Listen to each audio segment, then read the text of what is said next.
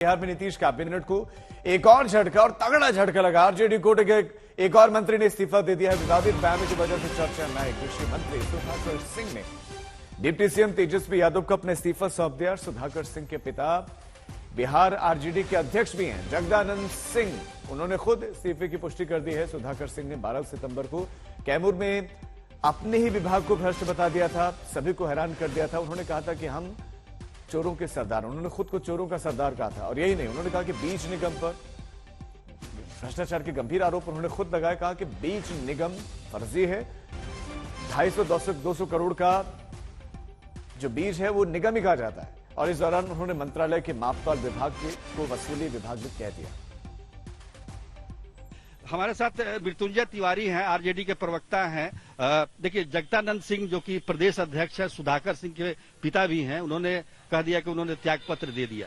लेकिन त्यागपत्र देने के लिए क्या कोई दबाव है या क्या, किस वजह से उन्होंने इस्तीफा दिया? देखिए, ये बात सही है कि बिहार सरकार में माननीय कृषि मंत्री श्री सुधाकर सिंह जी जो आरजेडी कोटे से बने थे, उन्होंने आज गांधी जयंती के अवसर पर अपना त्याग पत्र मंत्री पद से दे दिया। हमारे पार्टी के विधायक दल के नेता और माननीय उप मुख्यमंत्री श्री तेजस्वी प्रसाद यादव जी को और माननीय मुख्यमंत्री श्री नीतीश कुमार जी को एड्रेस किया है। अब ये बात सुधाकर जी लगातार किसानों की व्यवस्था को सुधार हो, इसके लिए बात कर रहे थे। अब ये मंत्रालय लगातार लंबे समय से बीजेपी के पास था और भारतीय जनता पार्टी जब सरकार में थी तो किसानों, नौजवानों, गरीबों, मजदूरों सबके साथ अन्याय और अत्याचार हो रहा था। नहीं, वो तो ठीक है। अभी की बात करते हैं कि सरकार, चलिए पहले ये कृषि मंत्रालय था बीजेपी के पास, लेकिन अभी आरजेडी के पास है।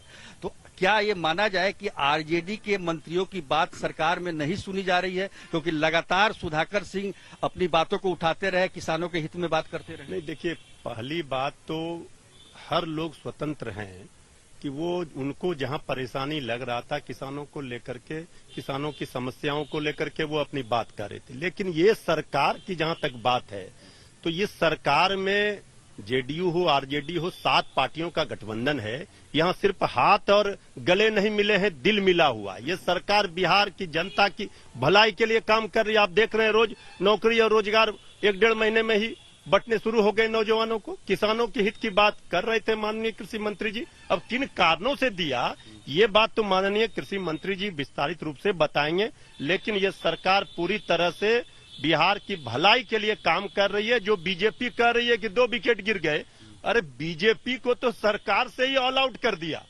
अब वो 2 विकेट में ही क्यों खुश हो रही है? उससे बीजेपी को कुछ हासिल होने वाला नहीं है। ठीक है, सरकार में ये चलता रहता है, इस्तीफा देते हैं इन कारणों से।